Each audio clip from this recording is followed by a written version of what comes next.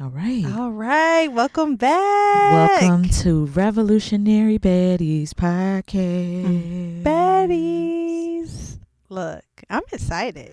Yeah, me too. How Me you too. feeling today? Today has been a good one. It's nice and hot. It's nice and hot in the city. It's our season. No, it's definitely our season.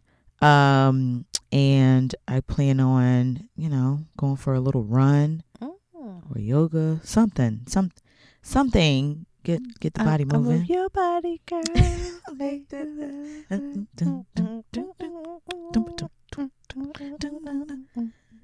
What about you, Brittany? How you feeling? I'm feeling good. Once again, I've called out of work. I'm utilizing my PTO. Now, one thing about it, I'm glad they're not checking for you. You can't. That's the first rule.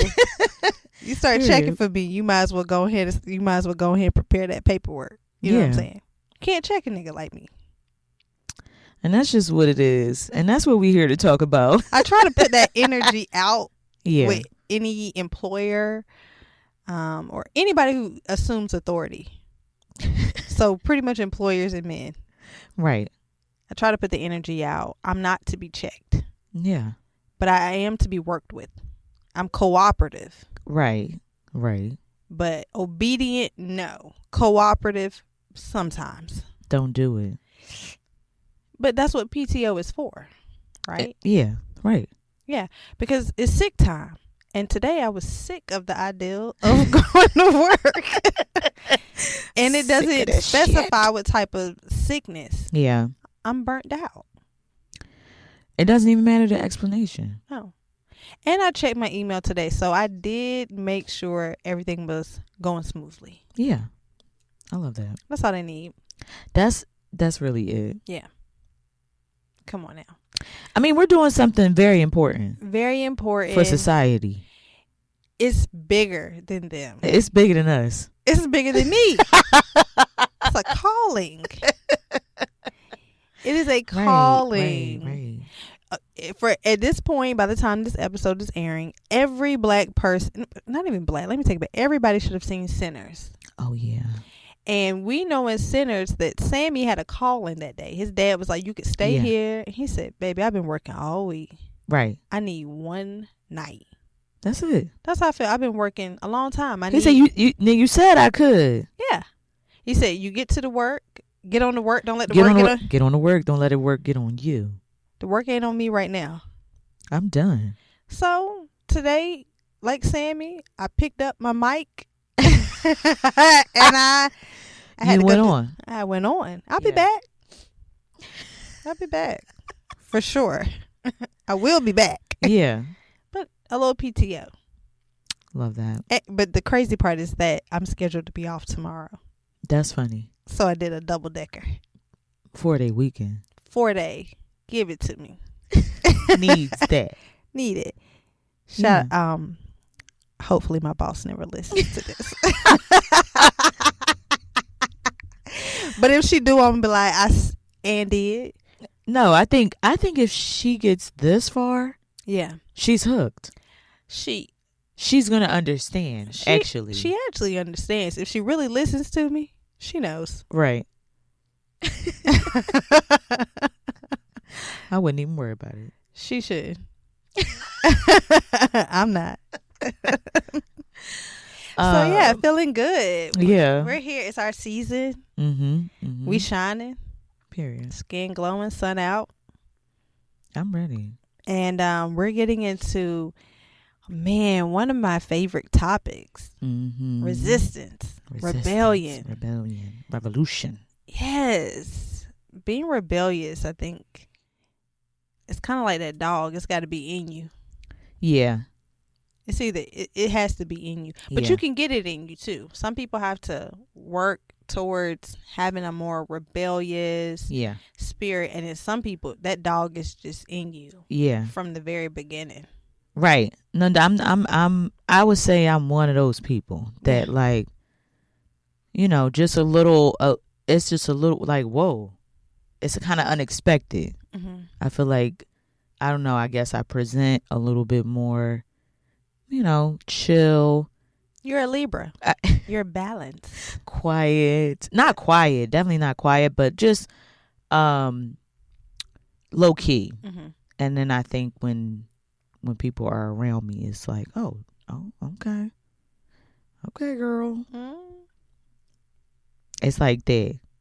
But definitely the environment that I grew up in, and also the women that are in my family, really help to cultivate. And you gotta see it so you can you be really it. Do you really have do. to see it.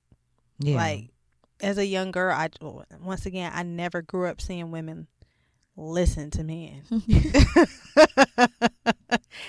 I respect them, sure. Yeah. As so they expect it to be respected. Yeah. But I never saw it. Besides on Lifetime movies, which I was hooked on. Mm. And when I watched those stories, I said, "Oh my God, they're horror stories. I've got to fight for them." Yeah, right. Because I saw their backstory, so I knew how they ended up there, and I said, "Bless them," and I respect them. Yeah, but I've got to fight. I can't be that way. No. I don't want to be a Lifetime movie. No. I did not. You cannot be a Lifetime movie. I didn't want to be a Lifetime movie. Mm-mm. And I saw women that was like, nah. That was really giving it energy, the inspiration for the Lifetime movies. Yeah. Yeah. No, I don't know them people.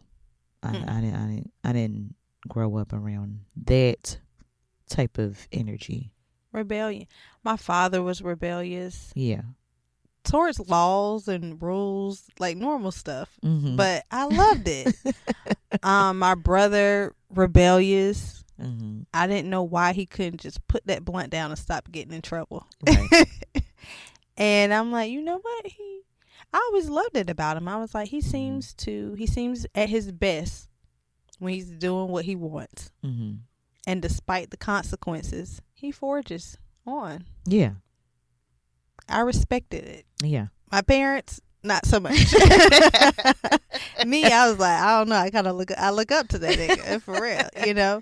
So yeah, it's so important, I think, to have a spirit of rebellion in you at an early age, because we live in a world where things are not right. Yeah. And you have to really question things as a child. I was like, I don't know about that. Mm-hmm. Mm-hmm. Yeah. I mean, I was definitely like, I was smart, and for the most part in school, I was good.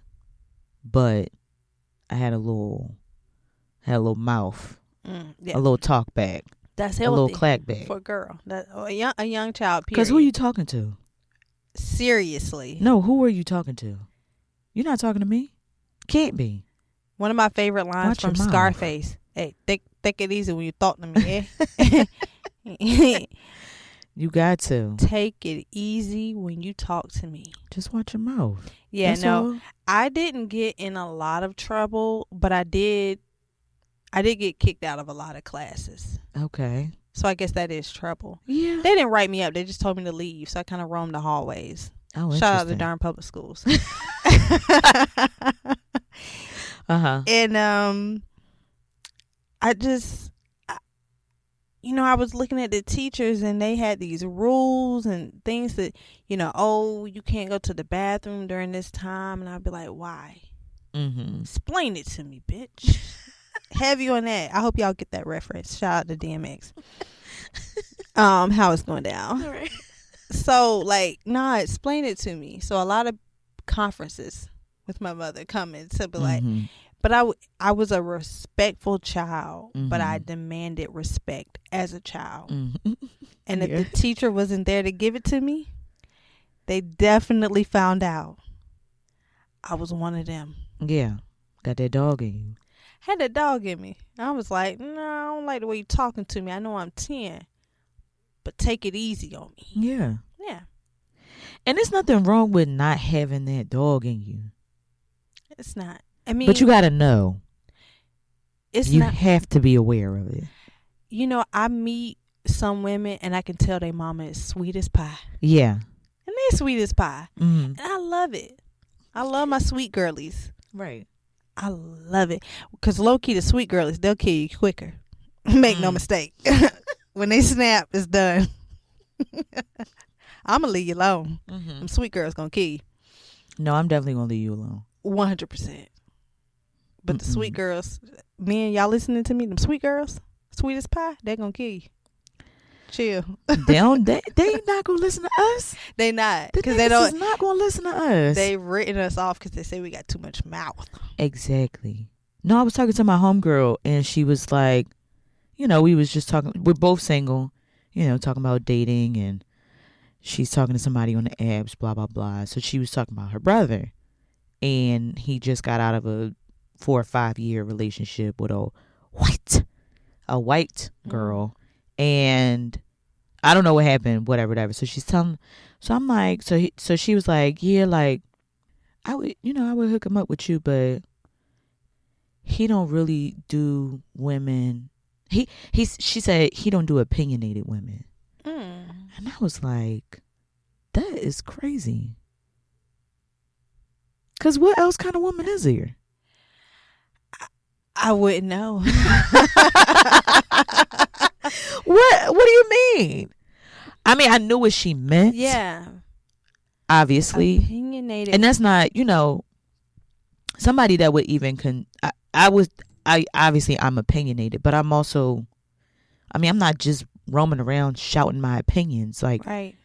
I read, I write, I research, I talk to people. I know things. I know shit. I learned shit.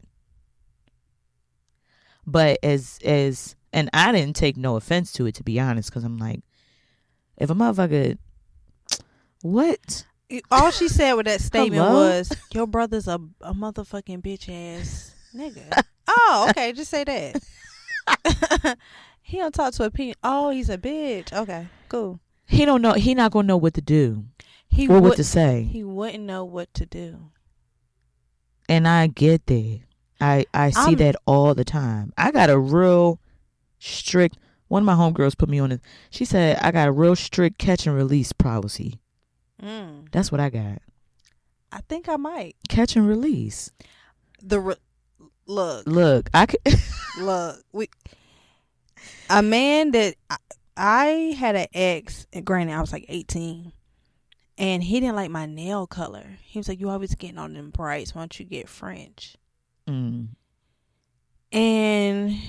granted, I was like 18. I was like, pay for my nail. Like, you can pick the color. First of all. If you pay, but you're not paying. So I don't understand your opinion. And from that point on, I was like, men with opinions. And you know what? That's actually the other side of it. I don't like opinionated men. Maybe I'm a hypocrite, but opinions on what? I want you to have opinions on other things, but none on me, none on women. You can have them. Shut your mouth. Right.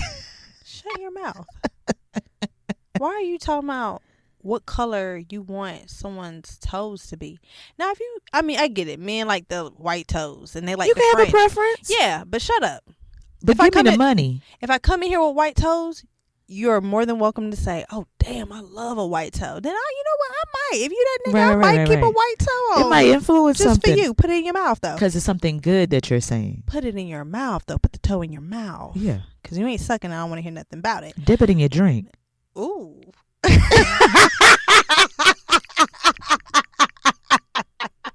Hold up.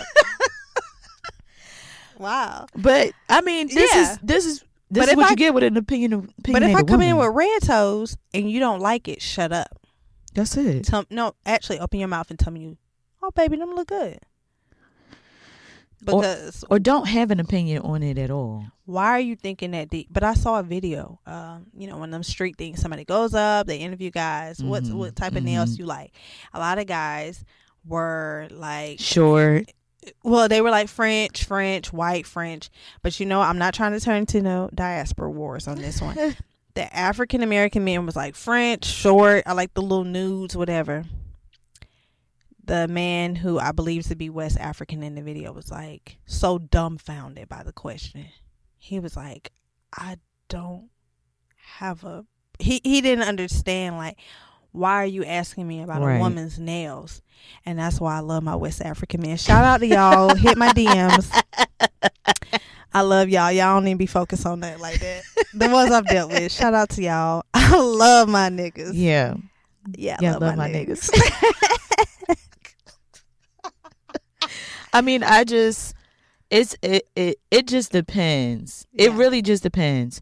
It's like, I can hear you out. If you're a friend and I ask you, right, first of all, and if we can kind of be in the conversation together, it's not going to be on some like, well, that's just what I like, or that's just what I think. Yeah. Like, none of that is necessary. Right.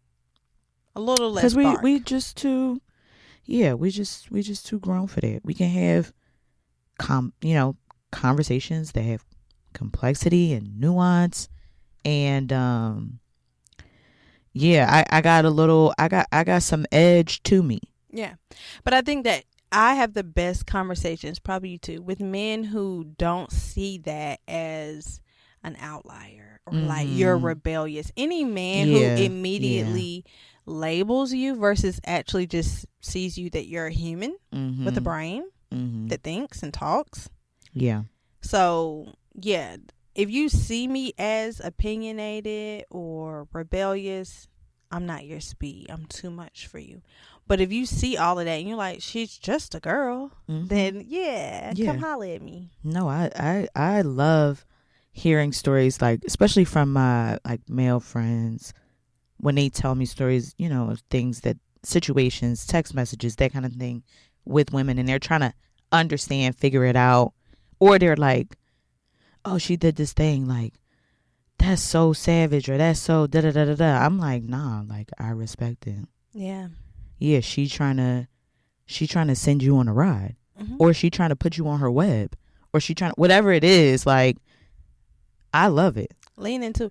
But you know what, real men, they get it. Men come in my DMs just for me to be mean to him. I'm like, here come this nigga. He want me to be mean. He be like, Brittany, what you think about this? Yeah, you want to hear that. Shout out to those men. Yeah. They love the spice. They love the spice. As you should. Because we come from a long, long, long history of rebellious black women. Why would you not want to embrace that? How you think your ass got here? Hello? Come on now. How you think you got here? Resilience. Without the fight of rebellious, opinionated black women. I don't know. The ones who popped your papa back. Said, nigga, sit down somewhere if I smack you again. Yeah. Not condoning domestic violence. No. But sometimes, Papa, if Papa go to swing, Papa got to get popped back.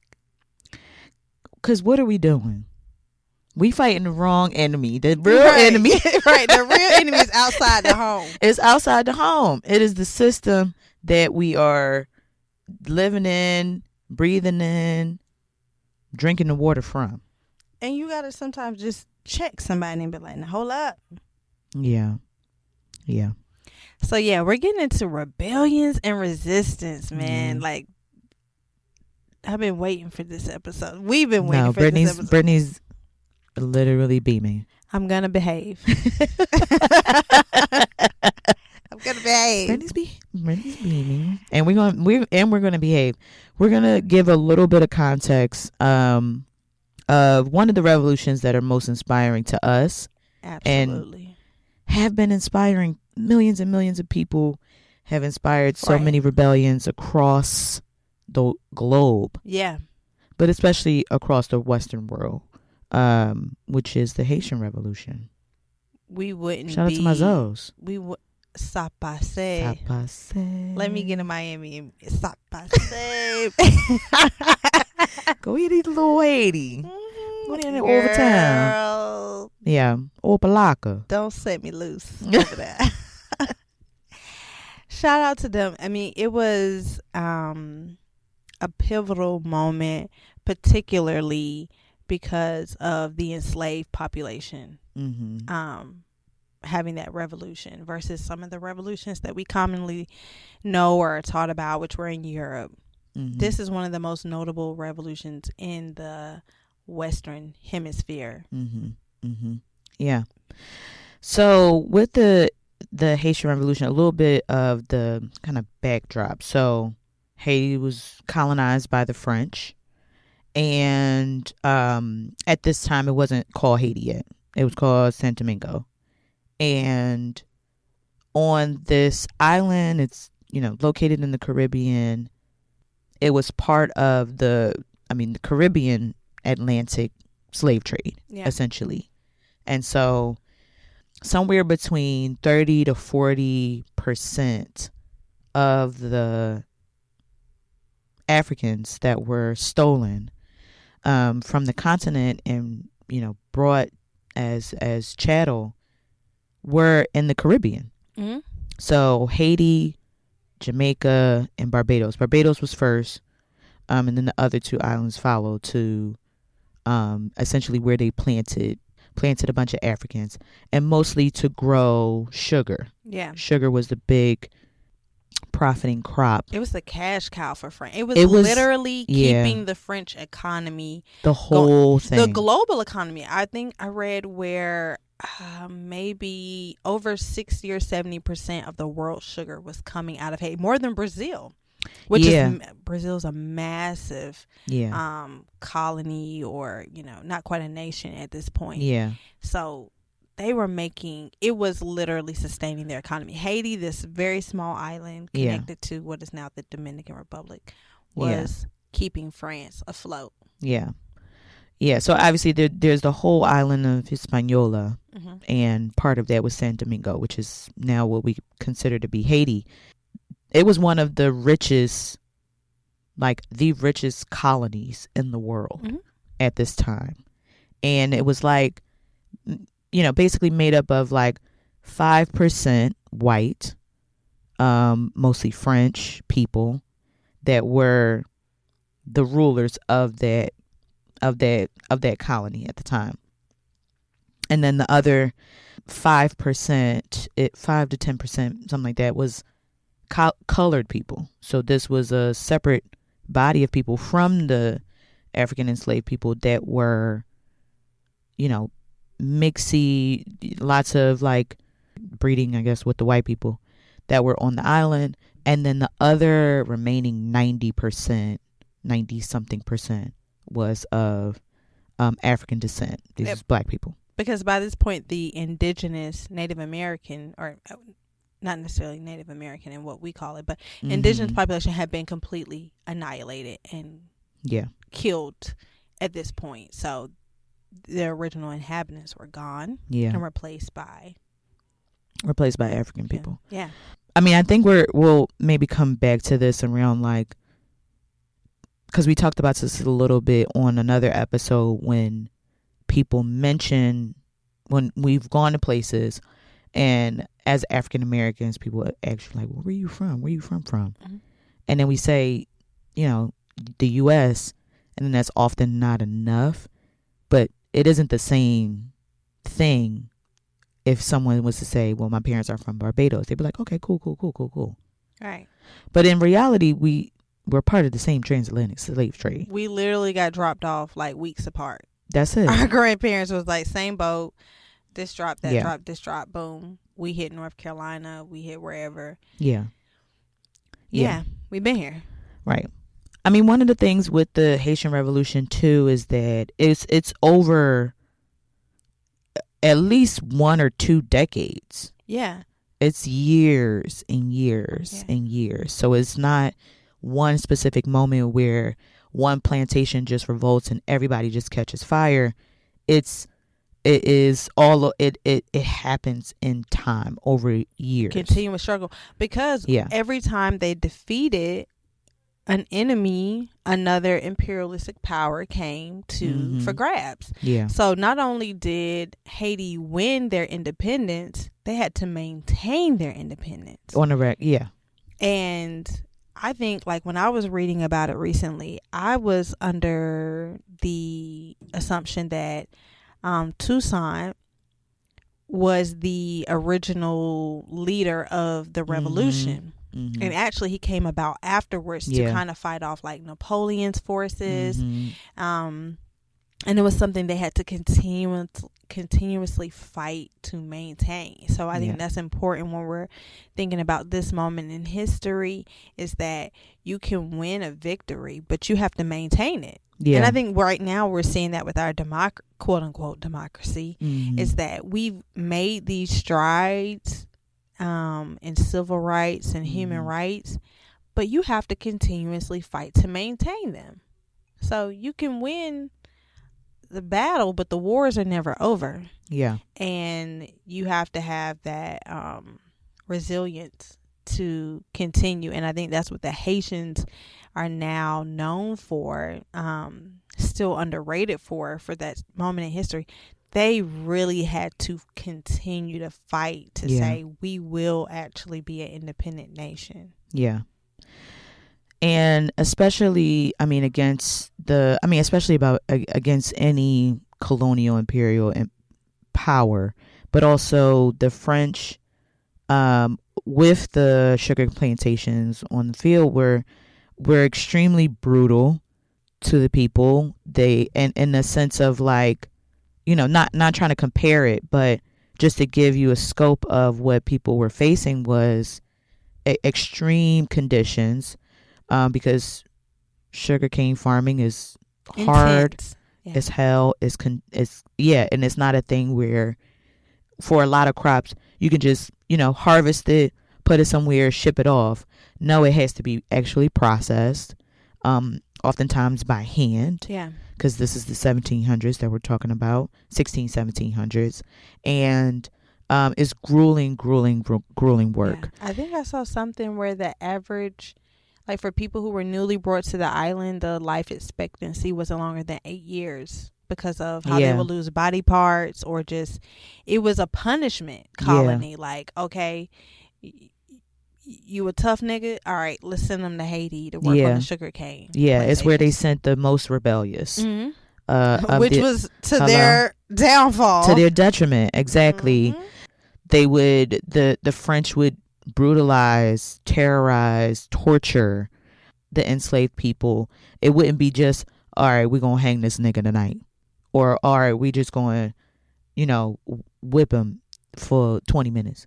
It's like days of a long, grueling death, people being burnt alive, also hangings, also mutilation, also castration, like all of the things. Yeah, all of the most terrible ways that a human can treat another human was happening on this island. And some of the things that I've read and listened to, that the way that they mark the beginning of the Haitian Revolution is with a ceremony. Mm-hmm. A ceremony, where I imagine they conjure up the strength of where they came from, to be with them through this very, very long fight and struggle against this colonial power that has guns and power and the support of the rest of the colonial powers behind them. And they had to call out the ancestors. They had to call the big forces. I was looking for a quote. I don't want to make too much background noise, but it was a quote where they were like, during that ceremony with one of the generals who led the revolution, he said, like, I love this quote. He was like, forget the God of your oppressors and let your tears, water the liberation fight, or something like that. Like, it's time. Yeah. And what they talk about of how it begins after the ceremony is fires. Yeah, arson was a big part. Because it's an extremely hot place. Burn this shit down. And so people just, the plantations just started to burn. Crops, whole acres of crops are burnt, done, cooked. Which is basically the equivalence of like burning a bank. You know, like they were burning the economy at that time, the nation, and saying you can't enslave us on plantations, that don't exist. Salt the earth. Yeah. And at this time too, everyone wasn't all working together. So that's also part of the role that Toussaint played. But at this time, everyone wasn't working together. And then there was also the removal of the rights of the colored people. Because at first they had a little bit of rights. But then they retracted them, you know, kind of did the 1 drop, 1 8, you know, that rule of them not being fully, them not counting as a full man. How we have the, 1/3 here. 1/4. 1/4 of Oxaroon. No, not that. Not that. It's kind of what. Oh, it was included. 3/5. 3/5. Yes, there you go. 3/5. There we go. So it was something similar to that. And so everyone wasn't actually organized together, but some kind of way the fires was the thing that also caught the fires. Yeah. Of people knowing like, okay, this is what we about to do. And I mean, for years this went on. Mm-hmm. Constant fires. And then there's also the like poisonings and people that are supposed to work the fields making themselves sick so that they don't go out there that day. Just other ways that rebellion was happening, because obviously not everybody is working in the fields. People are taking care of the house, the kids, the facilities. They're, you know, setting up things for hosting, all of that. All of these people are essentially managing these properties. Yeah. And the people on them. And they realize that. It was a fight, really, not just of a militia, but of the people. Mm-hmm. And, you know, in all the different texts that I was reading, you know, the militias are like a nucleus of the people. Like, they have to be this kind of center force, but it's nothing without the everyday person saying, like, I'm in on this too. Right. I too will have a part to play. And, you know, what I read about the Haitian Revolution, I just love the resilience of everyone saying, like, we'll die. Yeah. We'll burn it down before we accept this servitude and oppression. Yeah. You'll come with us. And they were not afraid to resort. I actually kind of read in the book called We Refuse by Kelly Carter Jackson. Mm-hmm. It was a tit for tat. The French would hang 1,000 black people. The Haitians would hang 1,000 French. Like, it was a moment where it was like, okay, we'll meet you there. Yeah. And it was basically saying, you know, like, when you rise up in violence, obviously the people in power are going to counter it. And what ultimately defeats them is these continuous waves of countering it over and over. Relentless. Yeah, being relentless for sure. And to fight one of the biggest imperial powers in the world, you just have to show that you got that dog in you. That's it. I'm a match your energy. Cane Corso. Shut up. Look, if you've been listening, you know how we need them dogs. Dogs, real dogs, and the dog in us. And the dog in you. Bring it out. So those are some of the like notable. Obviously, that was the most notable rebellion and revolution, because it was not just a rebellion. It was a complete revolution. Yeah. It was a complete concept of that we will not be an island where enslavement is legal. It doesn't matter if you're ever. Whether you come here as a citizen or not, you will never be enslaved. Yeah.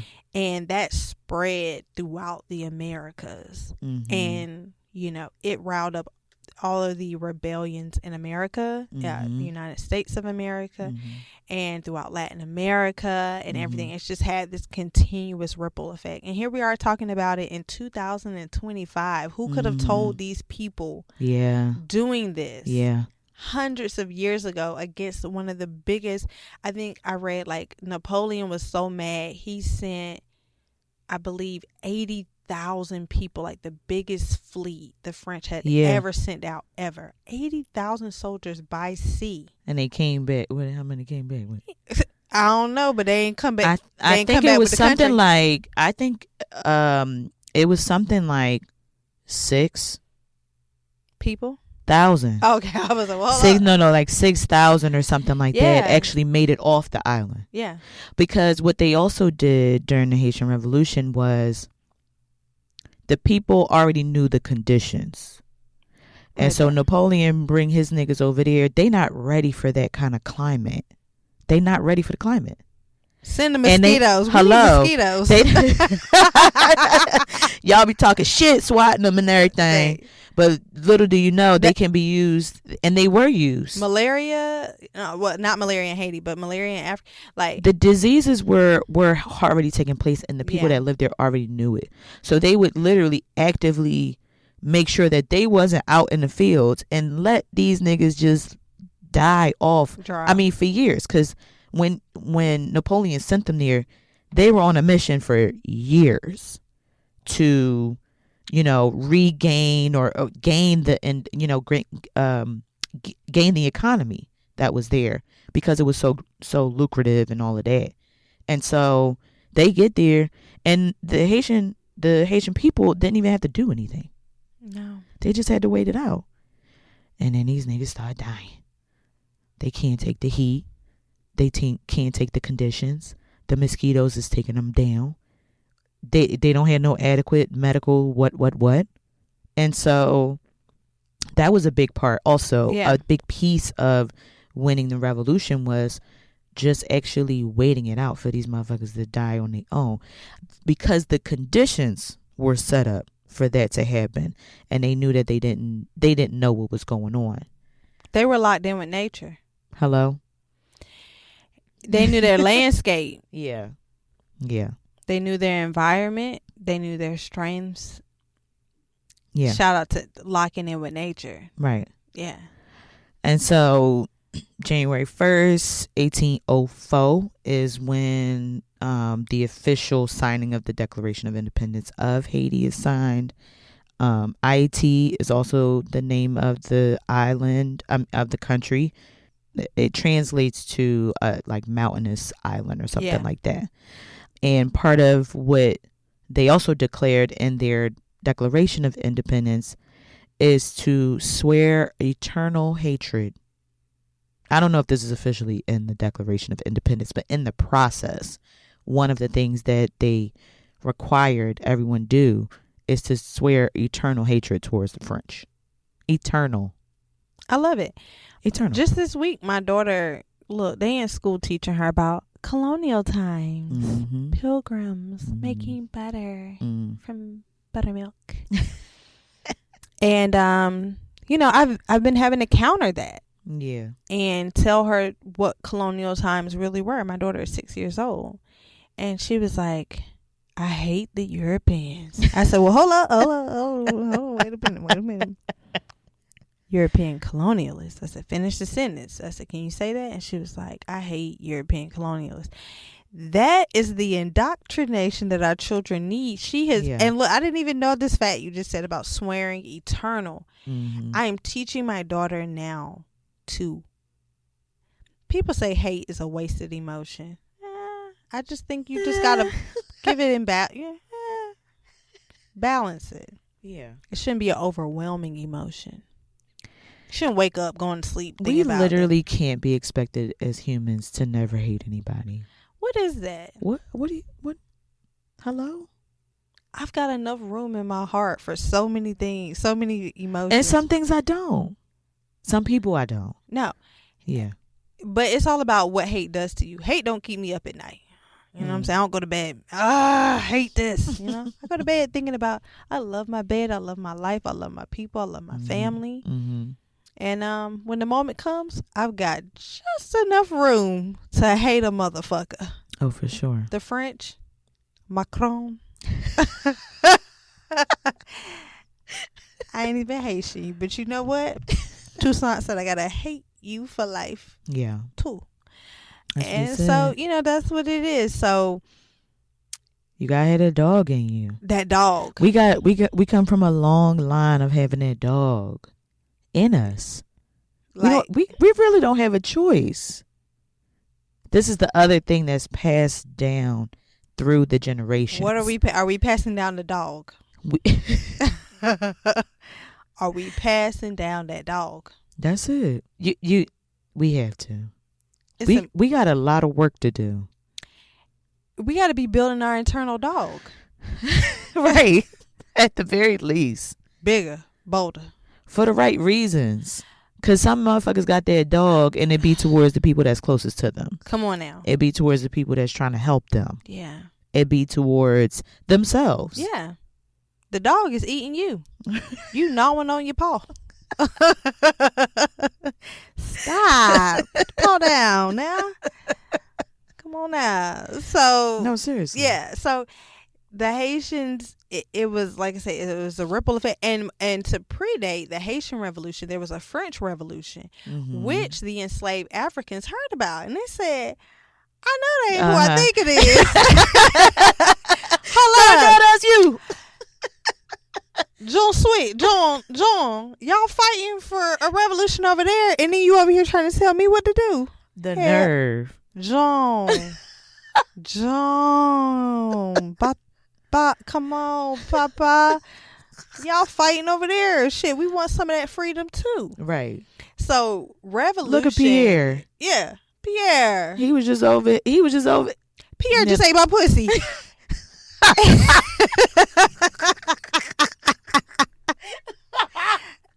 No, shut up. Pierre, Papi, you won't go tell me what y'all was doing over there for real? The Spaniards told me, like, what's happening? What's going on over there in Europe?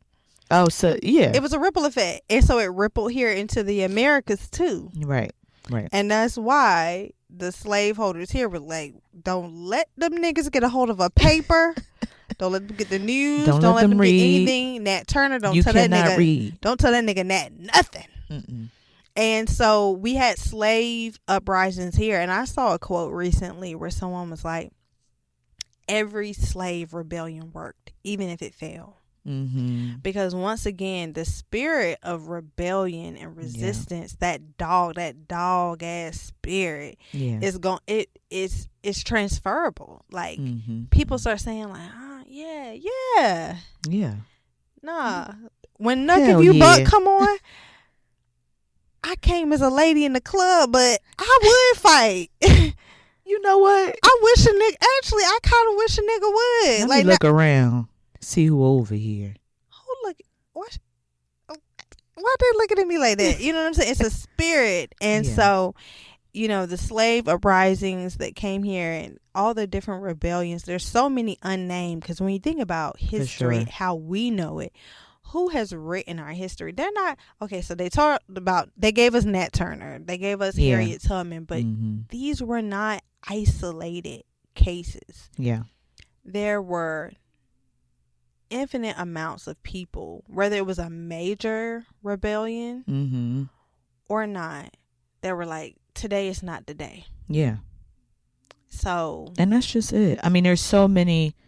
Because we don't have so much of the history of it, there are a lot of historical fiction books that been written that is based on some of the historical knowledge, some of the assumptions that we can make about that time, about the way people thought, what they had access to, that kind of thing. There's Underground Railroad, there's Love Song of W.E.B. Du Bois. There's many books, and one of the things that I wanted to also bring to our podcast is when Brittany and I, you know, come together, record, we just kind of on our own would just bring our books, right? And we're not always like literally reading out of them, but these are the books that's grounding us in the episodes that we're in. So we're actually going to start sharing those books with you all and build towards a library, a little Revolutionary Baddies library, so that you all also can know. Now, we're not reading these books cover to cover. These are for references. So there's a lot about the Haitian Revolution that happened, that names and all of that we might not know. Please drop those in the comments. I want to know what else am I missing from the story of the Haitian Revolution, because those could be really good fruit for us. Yeah. And we'll put what we've read, and it's so important to read. Like, don't just listen to us. Don't just listen to anybody. We're trying to start the trend of long form reading. Critical thinking and research. I want y'all to know that for this podcast, I have been up. Dee Dee was laughing. I have been up at midnight reading Wretched of the Earth. Yeah. Going to bed. Reading Fanon at midnight is crazy. It's real crazy, but you know what? It was a bedtime story to me. It was a lullaby. It was a sweet lullaby. When he said he said they not like us. I said, I ended the chapter. I said, rock me to sleep. Right. Right. Today with me, I have a book called Race to Revolution. Mm-hmm. And it's about the U.S. and Cuba during slavery and Jim Crow. And shout out to the Cuban Revolution. Shout out to the Cuban Revolution. We got to talk about that's another one. They had that dog in them. The Battle of the Bay of Pigs. That's our people too. Hello. Shout out to the Afro-Cubans. But obviously in this book, they mention the Haitian Revolution several times as their major influence. That they still mention to this day. Everything. You know, they'll make sure they show love to the people of the Haitian Revolution. Yeah. What you got? I got a stack in front of me that I dibble-dabbled in. I mentioned We Refuse by Kelly Carter Jackson. I have a book called Stokely Speaks, which is Kwame Ture. It's a collection of his speeches. I have Wretched of the Earth. Fanon. France Fanon. Look, my country ass before Dee Dee, I was saying, what was I saying? Fanning. My boy Fanning. I'll probably say it again in like a week. I'm gone. He has a section on violence that I thought was important to talk about, and I'll bring that up. I have Guerrilla Warfare by Che Guevara, who is a major figure in the Cuban Revolution. We love Che. I have To Die for the People by Huey P. Newton, co-founder of the Black Panther Party. And then I also have Blood in My Eye by George Jackson. So all of these books kind of highlighted on rebellion, resistance, and literally the fight. Like guerrilla warfare, literally the fight. Yeah. Which I think is important to just read it on all of these things, because there were moments where all of these works told me, put that dog up for a little minute. That dog is not the only thing that's gonna bring liberation. Yeah. As far as actual biting, you know what I'm saying? I'm into the bite. Right. And when you need to actually have theory, and when you have to have plans and organizing, and when you just gotta have that straight out dog. Yeah. And so all of these different works had different historical references, different advice, talking about the Algerian Revolution, the Cuban Revolution, the Haitian Revolution, revolution here in the Americas. Let's not forget the country that we live in. What do we celebrate on the 4th of July? An American Revolution. It's the Revolutionary War. And so when we talk about revolution in this country, people be like, now come on now, against big powers, you know, like revolution. They make powers change. It did. Because we were 13 colonies going against the British Empire. The British Empire today is not what it was then. No. It was the famous quote that I always reference about the British Empire is that the sun never set on the British Empire, meaning that because they literally colonized places in every part of the globe. Yeah, it didn't matter the time of the day. It was a piece of land or country that was ruled by the British. Right. And we defeated them. Yeah. Big powers can be defeated. Yeah. So, what does resistance require? Because I think everybody during this time is like, okay, so right now we're dealing with obviously the Trump administration. Part 2.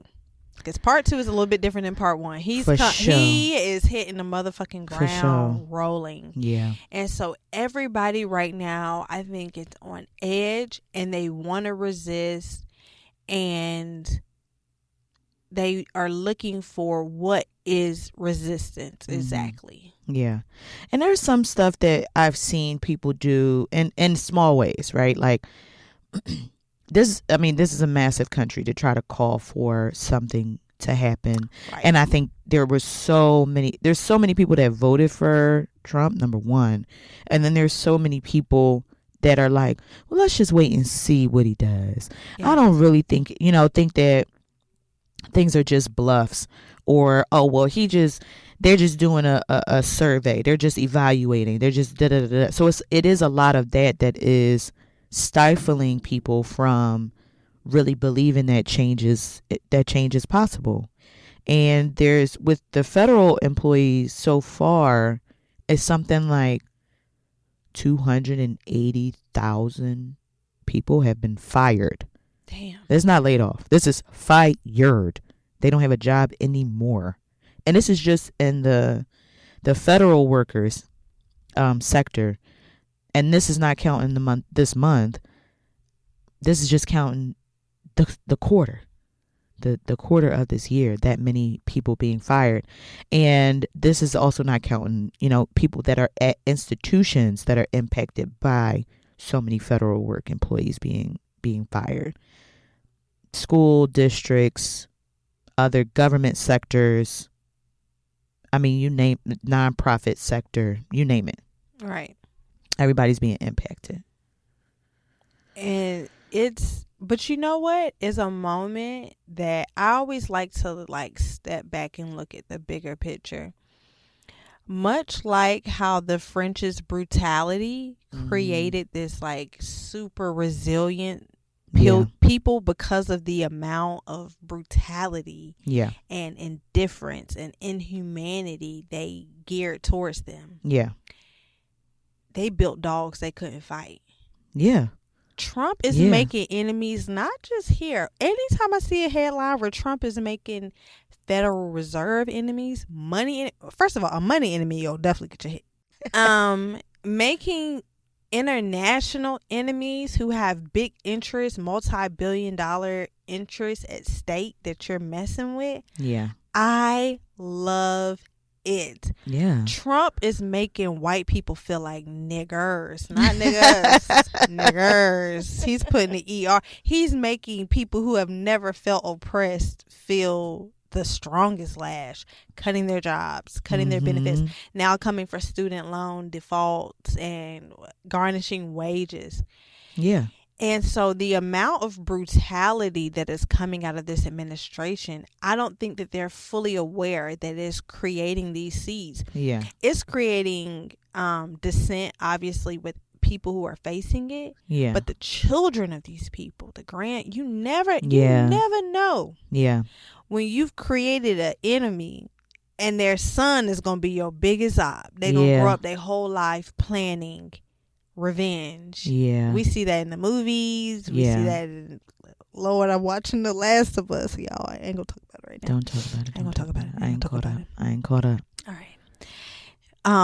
And so we see that coming, that what he's doing can be met with equally strong resistance. Yeah. The bigger the dog in him becomes, the bigger the people becomes, because it's becoming impossible to ignore what is happening. Yeah, everybody's impacted.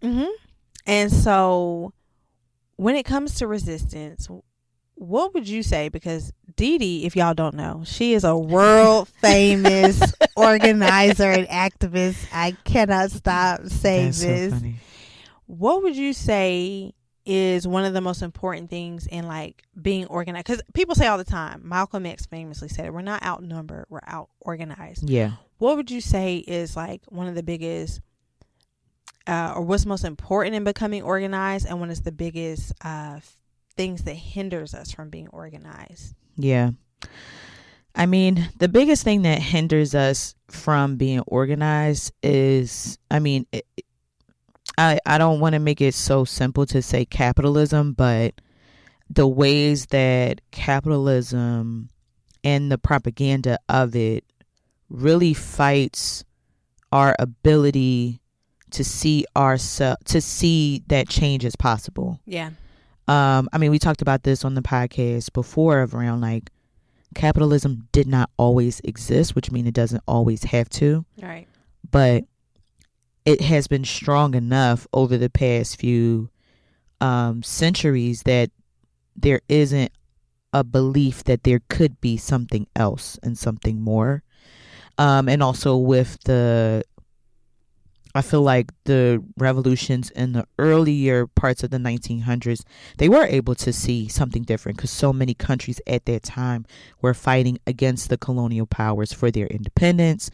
And that's when the Cuban Revolution happened. That's where the fight against the apartheid happened. Those years, yeah. The Soviet Union being a thing that actually did exist and was working under a different system, people were able to see that and really push for resistance against it. But now capitalism is a global structure. It's morphed.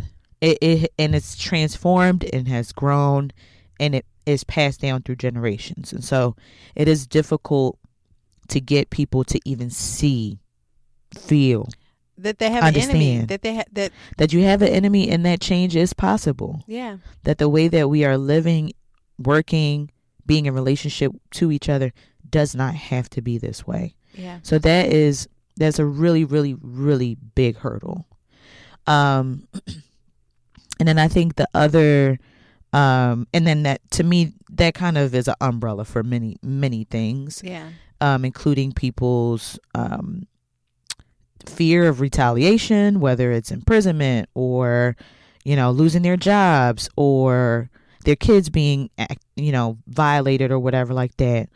Them losing their immigration status, all of these things, the kind of fear of retaliation is still very much front and center for a lot of people. I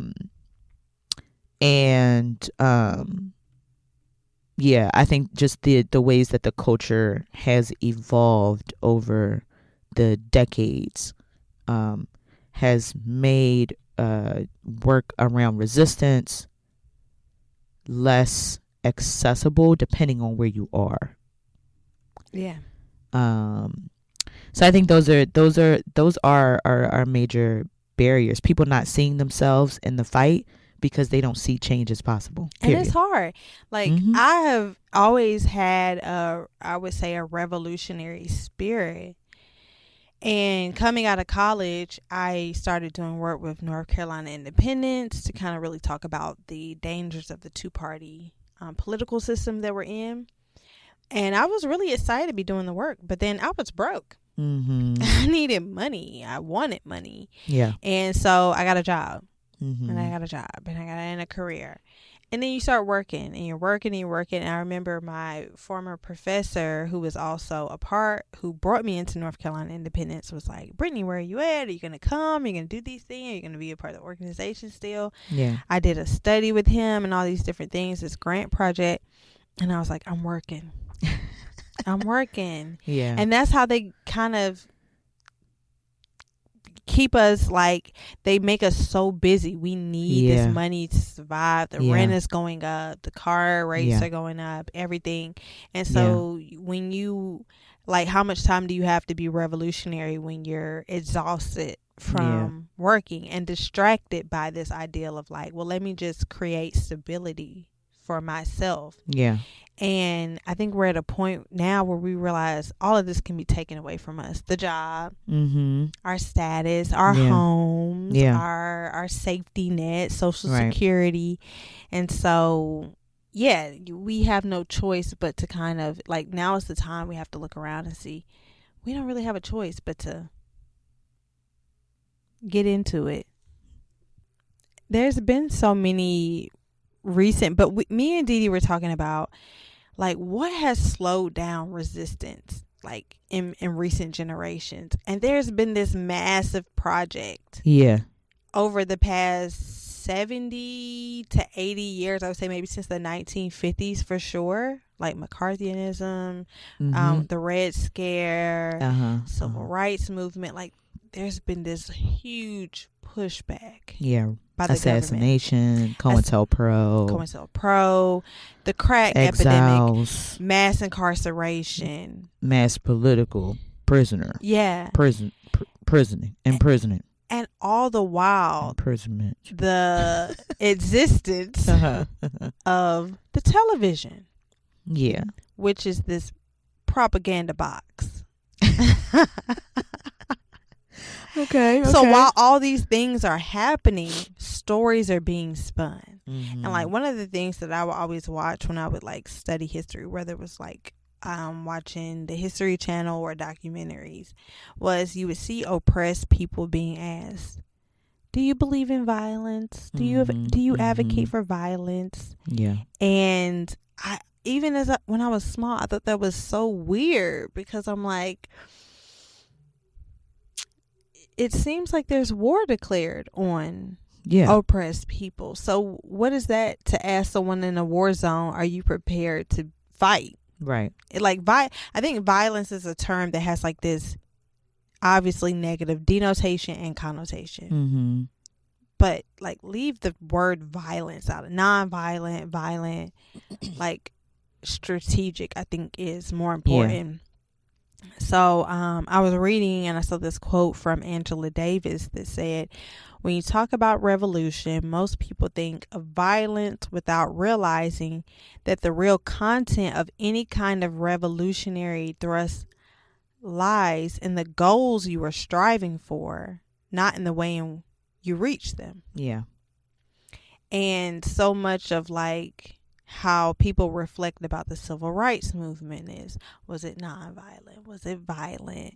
And it's like a false binary to me. Yeah, for sure. And it gets people even till this day, like in pointless conversations, MLK versus Malcolm X. Yeah. Yeah, and it's because of the propaganda. That box. That I mean, part of it also is like, just with anybody in our society, if you are propped up, famous, well-known, well-documented, interviewed on a regular basis, people are going to, they're going to put you in the box because they have to. Yeah. And the evolution that both people like Malcolm X and Martin Luther King Jr. went through was also public, their whole transformation. And so I think it's it's just easier to make false dichotomies out of people and out of our resistance and the work that we've been doing. Yeah. But the reality is that it's complex, it's nuanced. It isn't all black and white.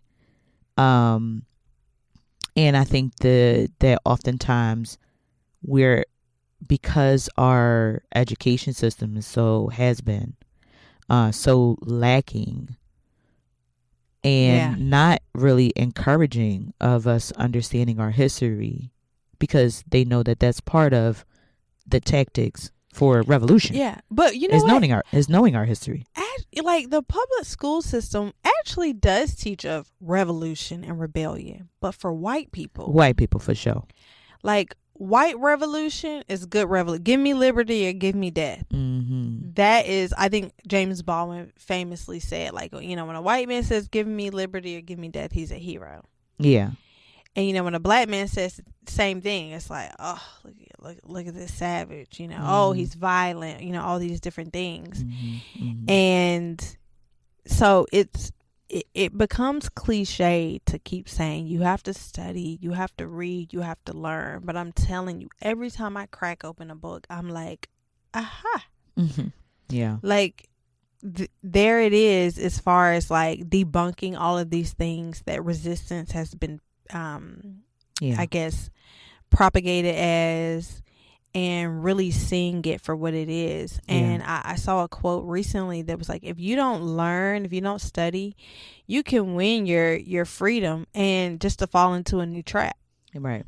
Because that has happened as well. And that's, I think, the success of the Haitians was that not only did they win their independence, but when other powers came to them to say, well, how about you concede in these ways? And they were like, no, like actually, no, we're actually gonna like stay the course. I think we've seen that a lot with like independence in African nations, post-colonialism. Like if you don't really learn, you will fall into neo-colonialism. You get out of colonialism, now you're in neo-colonialism. And so for us, it's like we have to really understand all of the things that have succeeded before us and failed before us to learn from them. And so as we fight, not just the current administration, but the entire system, that the false democracy that we've been operating under, we have to be willing to resist it in very smart ways and not just think, okay, we're going to come up with this brand new idea. There's literally blueprints out there. But there has been no bloodless revolution. Right. Ever in human history. And we are going to have to decide not to be dramatic, but we're going to have to, it's just about not this clash of violence and arms. And people think that that's all it is. Like a revolution, you grab guns and you go out and you just fight. Right. Like we're going to have to decide what we are fighting for, and that it's going to take multiple fights. But the first battle, I always believe, is in the mind. And we got a lot to learn. We've got a lot to unlearn, and we got to build that dog. Got to build that dog, which is really resilience. Where my dogs? The dog is just a metaphor. It's just a personification. The dog is a personification of resilience and rebellion. And independence. An independent person. Like if you've got that dog in you, you're and you're using it strategically. Right. Yeah. Because when you set them dogs out, dogs are domesticated for the purpose of being utilized. That dog in you has got to be utilized. You herding the sheep. It can be useful. Are you a guard dog? It can be useful. I mean, the main thing is everybody can play a role in the revolution. And I am not, we're not saying that tomorrow you're going to wake up and know exactly what you need to do. Or, and even more so, most people don't know the first place to start, which is why we're always preaching, and I'm definitely always preaching, joining a liberatory organization. There are ones out there that are looking for members, but what a liberatory organization does allow you to do is grow in real time with real people that are also trying to figure it out.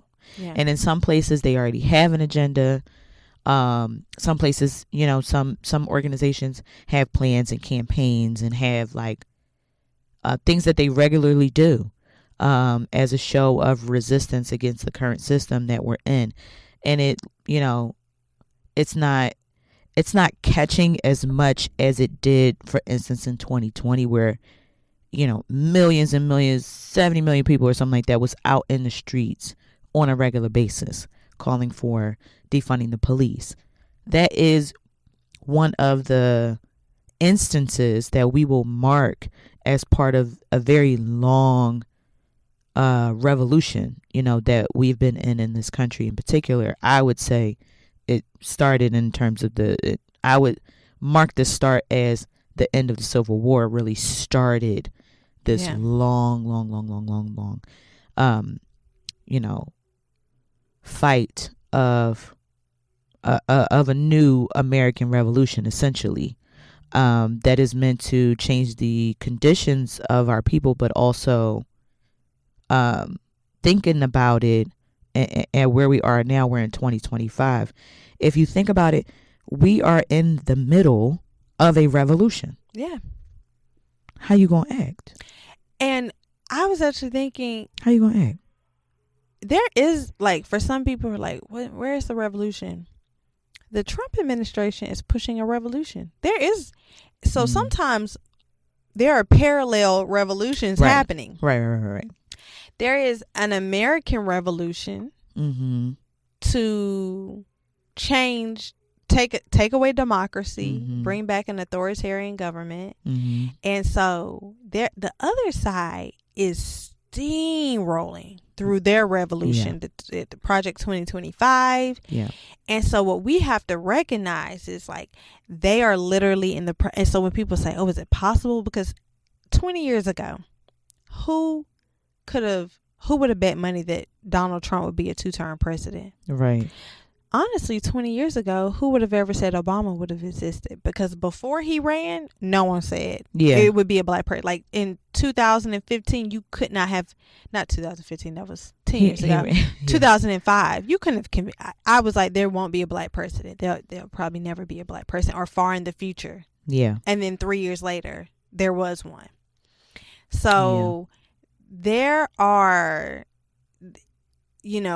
there's this moment that we're in right now where it's rapid change going on in their revolution. Yeah.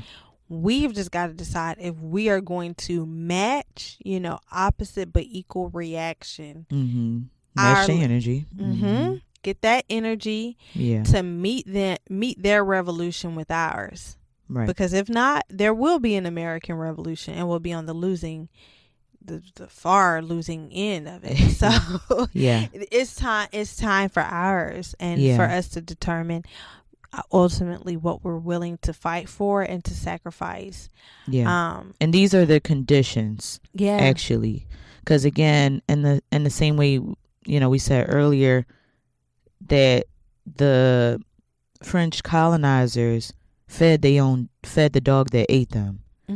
I mean, I'm not, saying that Haitian people are dogs, but just in terms of their similarity, it's the conditions that make revolutions possible.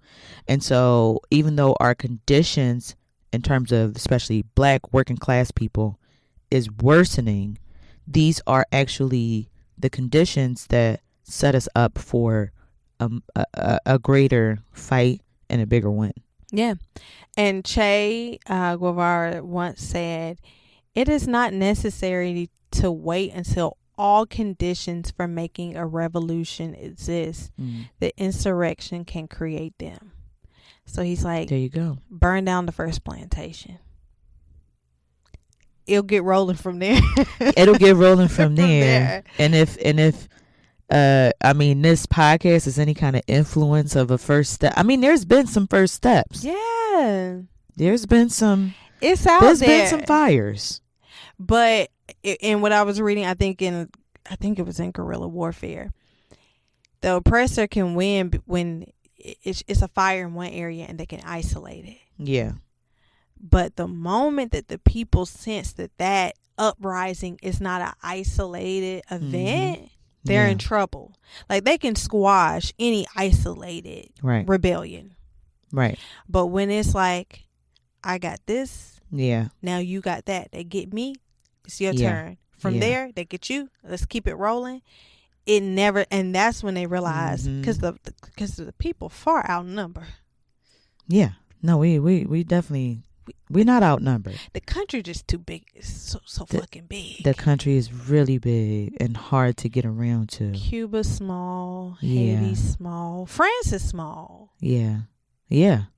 We got too much land, man. We'll talk about it on the episode. I mean, we talked about shrinking the states. We talked about shrinking the states on the previous episode. We did. We got a lot of land. But I would love to hear from our listeners as well. Like, if there was pieces, if there's pieces of rebellion that you want to take with you, that you want to practice, what are those things? Is it rest?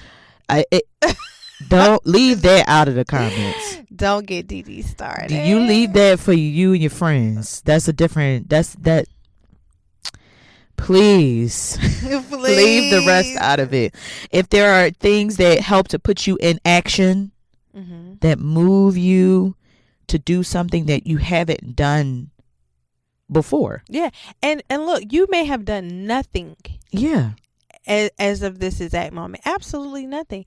And that's, you know what?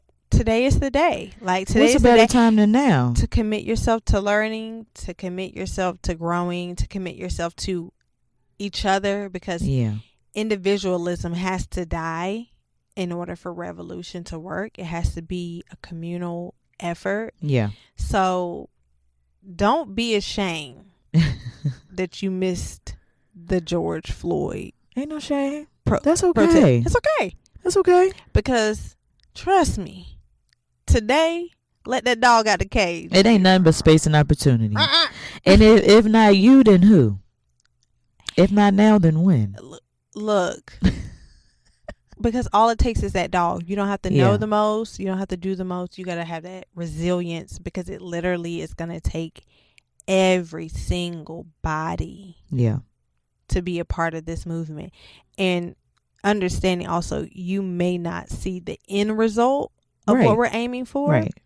But if it happens one generation over, God bless the babies. Yeah. Happens 2 generations over, God bless the babies. Like, so just commit yourself to telling a nigga to shut up. No, I'm kidding. Let's start there. The nigga in question would be the president. Shut up. Yeah. But I mean, I have faith in us. I love that he is really pissing so many people off. It's helping. And I hated that he won. But right now, his current administration is like, ready or not, here, you can't hide. I'm going to fight. Yeah. He's like everybody. He's making so many ops. Yeah. That Thanos, look, you heard the evil circulate through the mic. My Thanos glove. He's making so many ops that it's really about being allied and looking for comrades, and this is a chance for us to unify. Yep. This is nothing but space and opportunity, good people. A really beloved mentor of mine, he's a SNCC veteran, Cortland Cox. He always says we must do everything necessary and it will still not be enough, as a way of kind of humbling what we're doing, but also pushing the charge that we gotta push forward, and it may not be enough, but you have to do everything that is in your power to do. So we want to thank y'all for being here. Thank you for allowing us to take you on this ride. I know you was wondering at the beginning of the episode when I know you was wondering. You ain't know where we was going, but here we are. And here we shall stay. So go to our Instagram, go to our Facebook, comment, let us know, like, what forms of resistance do you all have? Don't put rest, because Dee Dee gonna DM you about it. I'm gonna delete it. Just kidding. Just kidding. She not. No. And we're looking for, but like I said, this is a time where honestly, and once again, if you have an organization that you are a part of, please share, that is dedicated to resistance, drop the bio for it, drop the spiel, tell people, click the link, and why is this the organization to join, the community to join, because we want people to come to our page and find camaraderie. So drop it. Thank y'all for listening. Appreciate y'all. Bye.